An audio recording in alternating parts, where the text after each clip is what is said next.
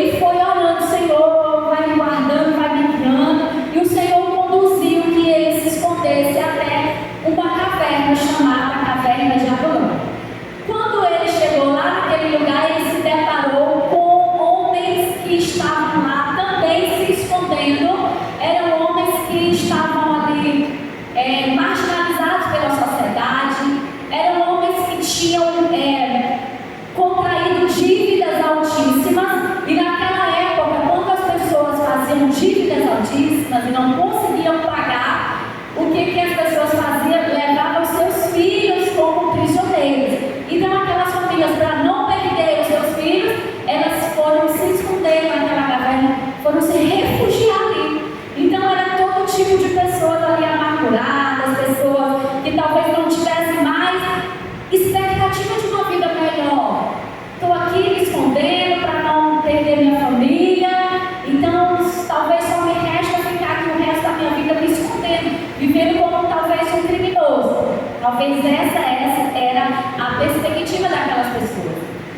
E Deus é tão lindo, é tão misericordioso, que até mesmo para essas pessoas que estão marginalizadas pela sociedade, que a sociedade olha e não dá nada, que a sociedade julga como uma pessoa que não é útil, uma pessoa que não serve, uma pessoa que faz mal, o Senhor tem plano para eles, aleluia?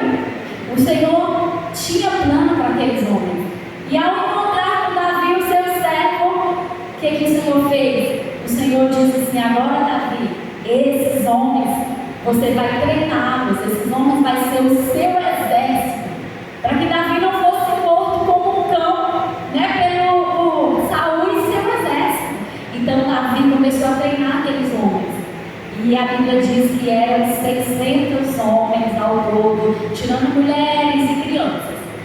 E aí, o que Davi fez? Davi foi até a cidade lá dos filisteus para não ser morto, porque Davi não dava sossego para ele.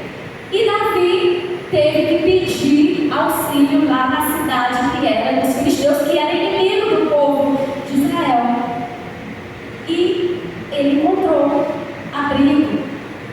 Os filisteus, a princípio, olharam e tiveram medo dele. Falaram assim: por acaso esse aí não é aquele guerreiro que matou o gigante Golias, aquele lá que é o valente do rei Saul? E falaram sim. E sabe o que ele fez? Ele usou de uma estratégia para não ser morto. Ele começou a babar feito louco. E ele se fingiu de louco para não ser morto. Então Deus foi dando estratégia, para Davi. E aí chegaram e falaram: esse cara aí tá louco, ele não vai fazer mal pra gente não. E ele foi conseguindo a confiança daquele povo. E o rei dos filisteus deixou, portanto, que eles ficassem lá nessa cidade chamada Ziclag, que era uma das cidades lá dos filisteus. E aí, queridos, conta a Bíblia que os filisteus se armaram para guerrear certa vez contra o povo de Israel. E aí vejam a situação: chamaram também Davi e todo o seu exército para a guerra.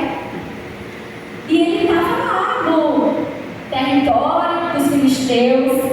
Ele já tinha dito que era leal a eles, porque ele achou guarida deles. E agora eu sei que ele estava ali entre a cruz e o punhal, ter que lutar agora contra a sua família.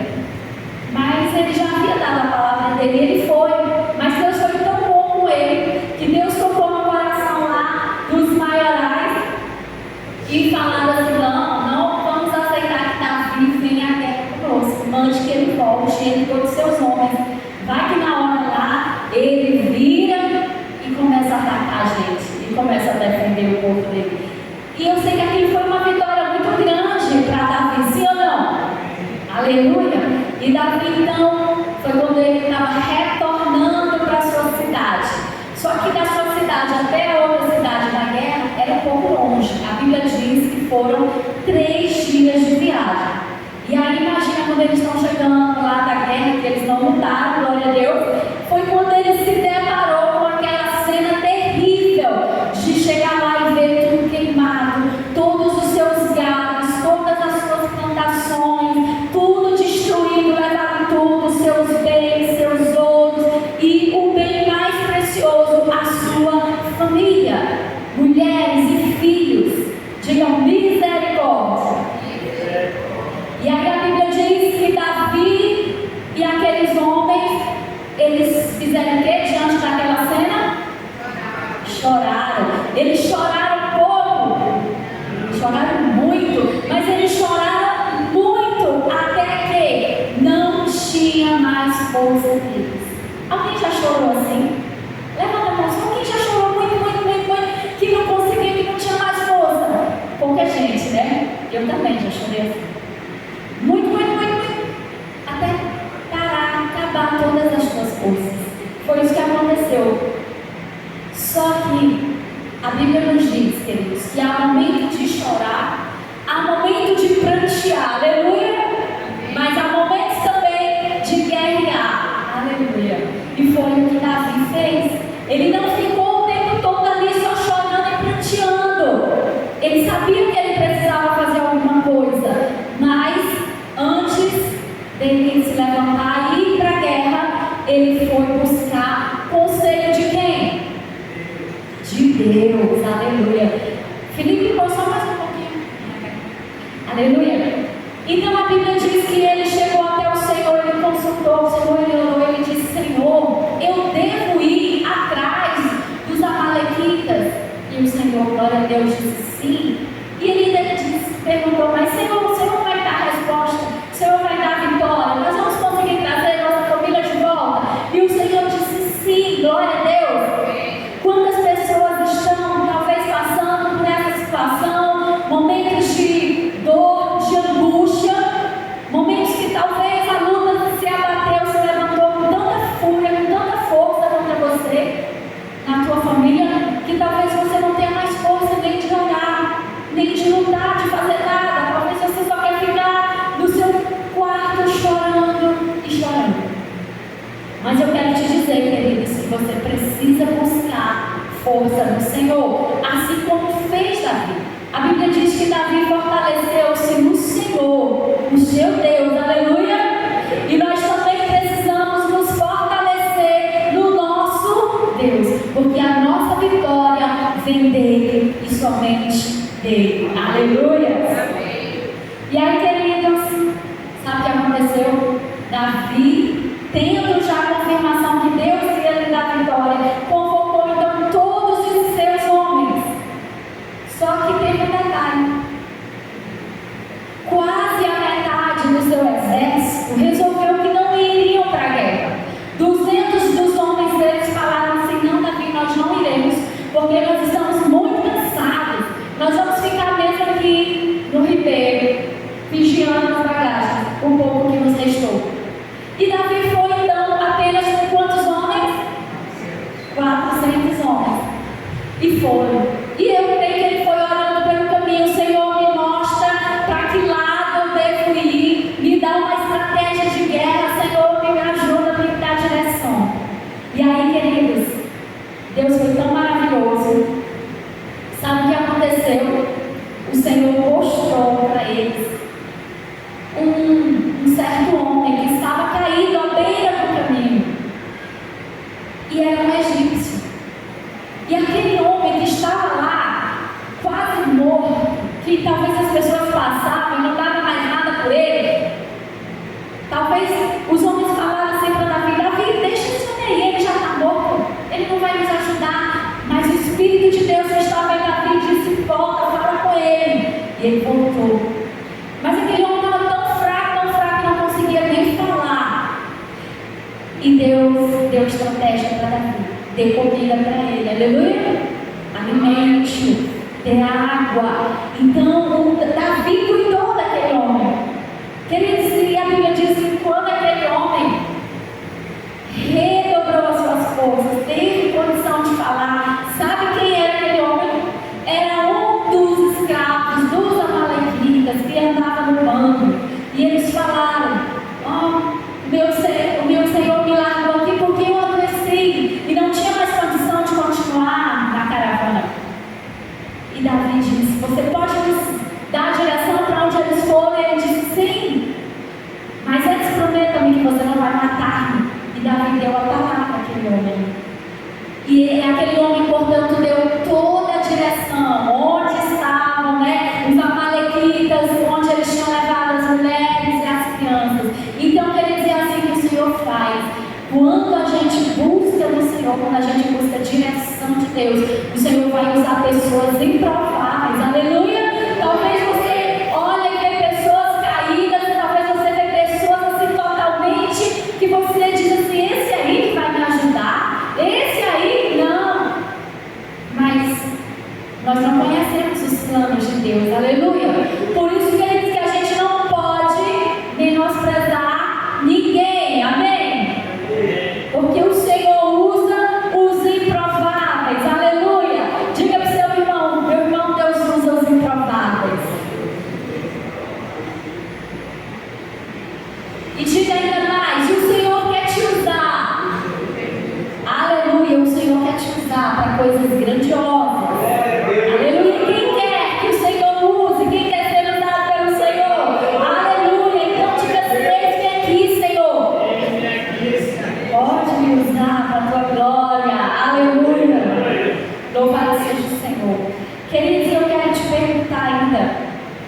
O que fazer quando os inimigos tiram a paz das nossas casas?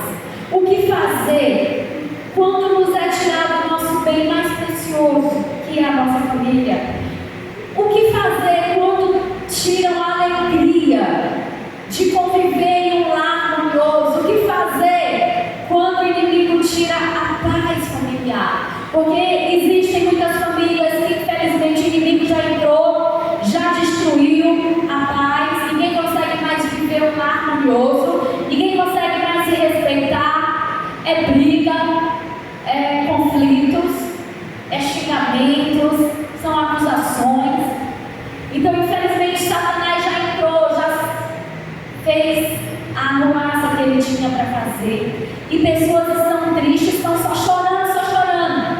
Talvez nem tenha mais esperança que um dia o Senhor possa restaurar sua família. Infelizmente, muitos pensam que o melhor é desistir, é parar de lutar pela família. Muitos já têm entregue as suas famílias, né?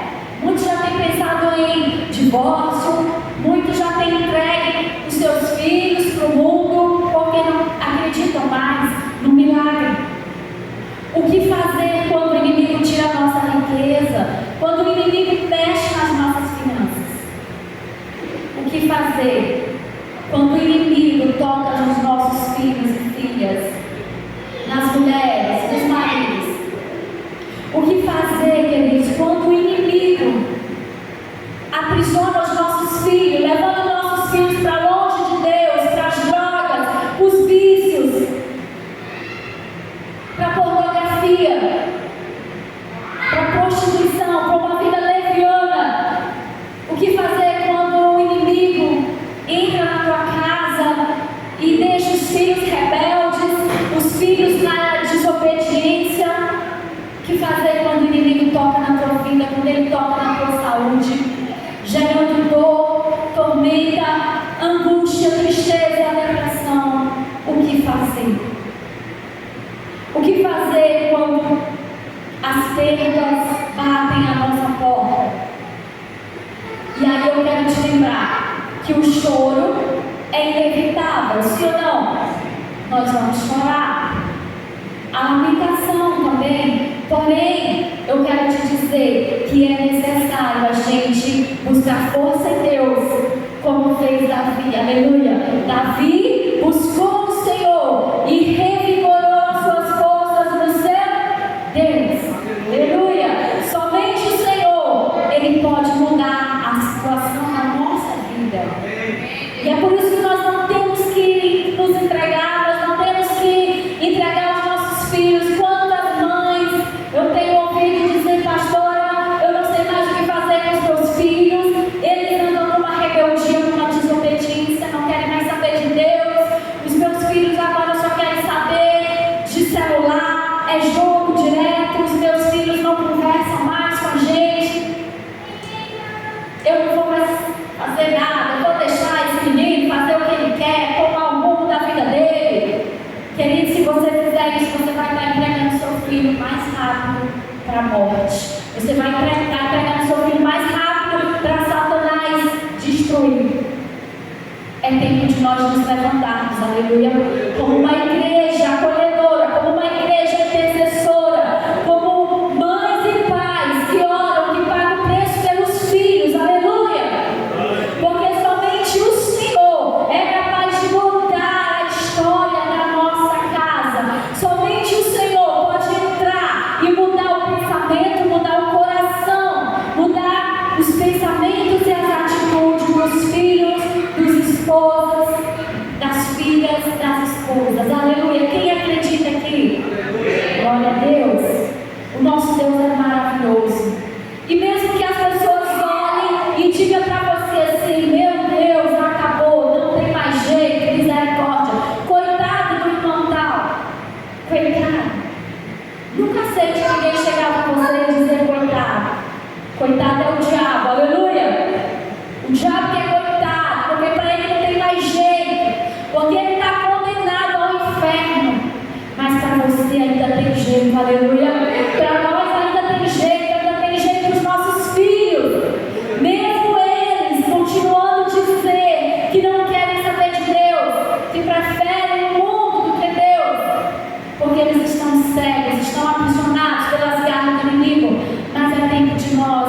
clamarmos, levantar a nossa voz ao Senhor por misericórdia. A palavra do Senhor, Deus diz: se o meu povo, que se chama pelo meu nome, fizer o quê? Se humilhar. Nós temos que nos humilhar na presença do Todo-Poderoso. Aleluia. É tempo de nos humilharmos perante o Senhor, igreja. É tempo de sairmos da frente da televisão, das séries, e buscar pelo Senhor. Se o meu povo, que se chama pelo meu nome, se humilhar, e o que mais? Buscar a minha face e orar e se converter de quê? Dos seus maus caminhos. Olha aí que maravilha. Então eu, o Senhor Todo-Poderoso, ouvirei dos altos céus e farei o quê? Eita glória, olha que palavra bonita. E sararei. O Senhor quer sarar o seu povo nesses dias, aleluia. O Senhor quer derramar um chão, Ele quer derramar cura sobre você, sobre a sua casa, sobre a sua família. Não importa a situação, queridos. Talvez seja os seus negócios que estão indo de mal a pior. O Senhor, Ele pode mudar a história, aleluia. Ele pode fazer tudo novo. Queridos, de repente você está passando por uma situação que talvez você esteja em dúvida. Eu não sei o que eu faço. Eu não sei se eu continuo com essa empresa, se eu continuo investindo nessa empresa que não está indo para frente, que não está dando lucros, ou se eu fecho. Eu já passei por isso também, eu e meu esposo.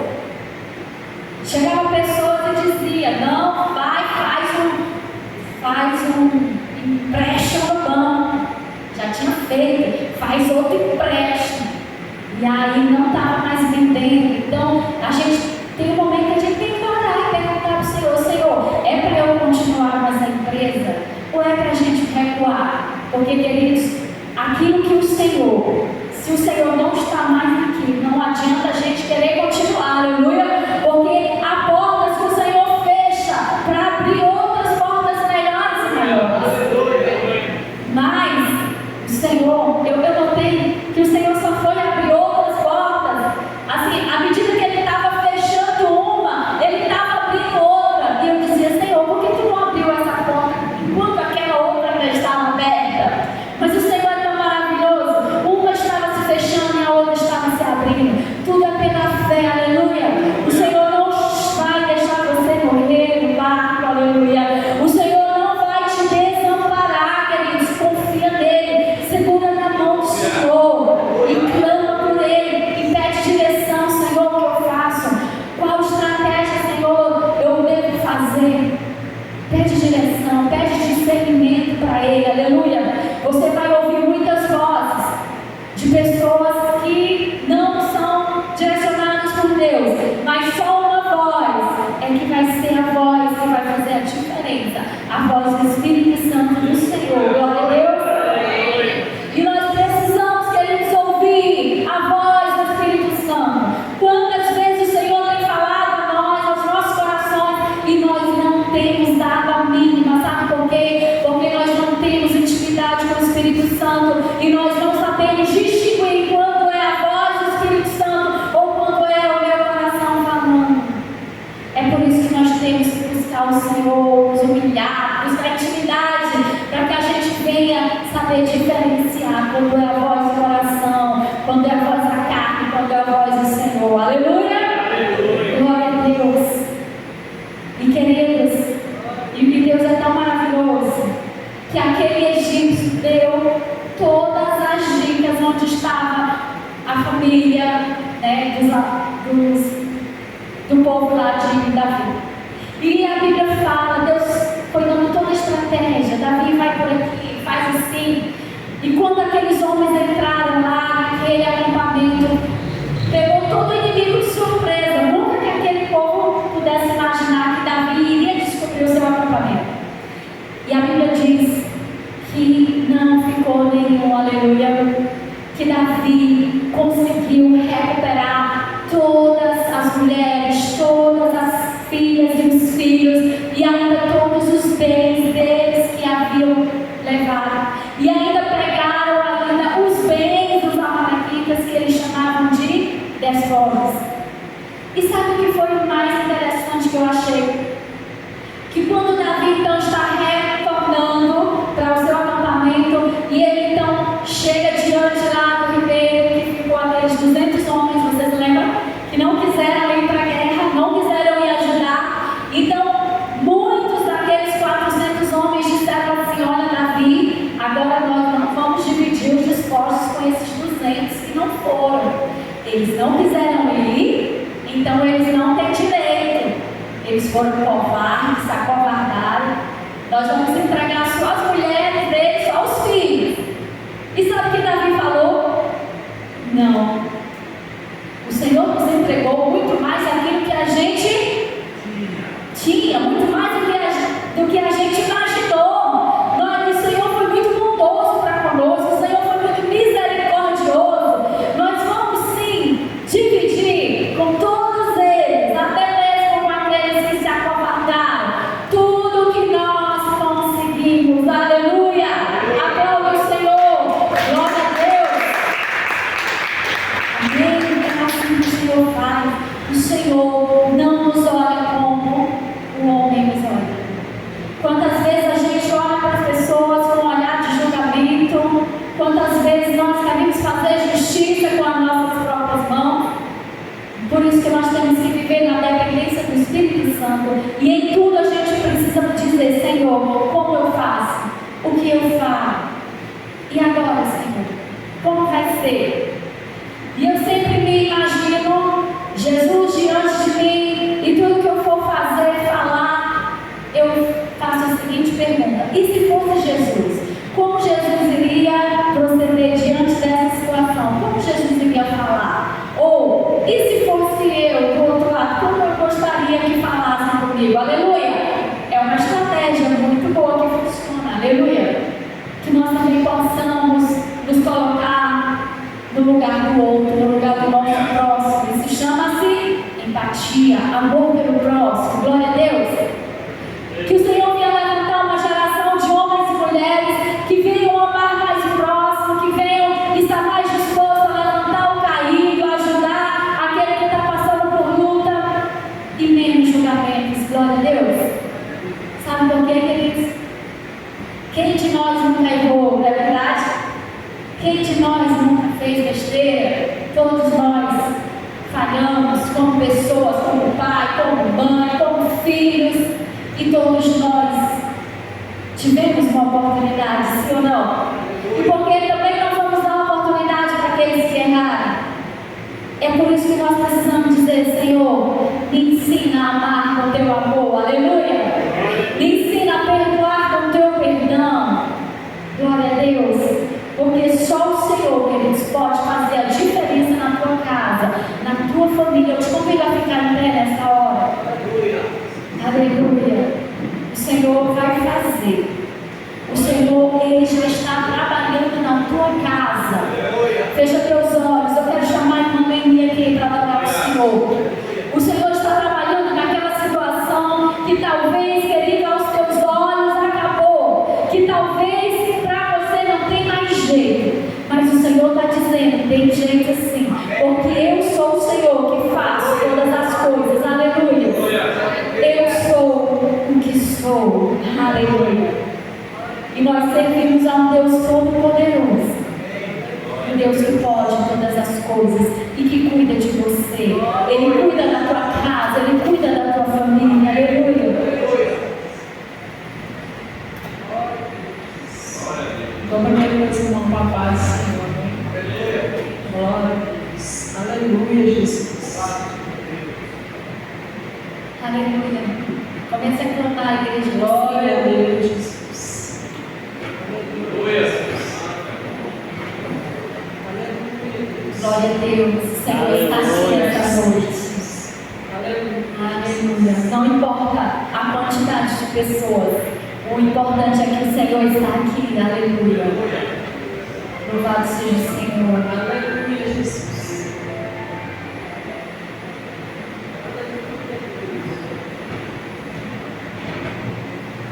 Glória a Deus. Aleluia, Jesus. Louvado seja o Senhor. Eu quero te dizer, querido, que esse é o tempo de lutar e de vencer, aleluia. Talvez você esteja ainda num tempo achando que é tempo só de chorar e se recolher. Mas eu quero dizer, o Senhor manda te avisar, é tempo de se levantar como guerreiro do Senhor, de lutar e se preparar para receber a bênção do Pai, aleluia. Glórias a ti, Jesus. Aleluia. Bom é estarmos na presença do Senhor. Bom é render graça ao nosso Deus. Aleluia. Tempo de conquistas. Eu quero profetizar na sua vida que esse é o tempo de conquistas. Aleluia. Esse é o tempo que o Senhor vai te surpreender. É o tempo que o Senhor vai fazer abundar. De onde você pensa que não vai sair, o Senhor vai fazer multiplicar. Aleluia. E vai ser o tempo também de repartir as conquistas. Aleluia. Vai tomando posse, queridos. Vai declarando a vitória na tua vida, na tua família. Vai tomando posse do teu milagre nessa noite. Aleluia. Louvado seja o Senhor.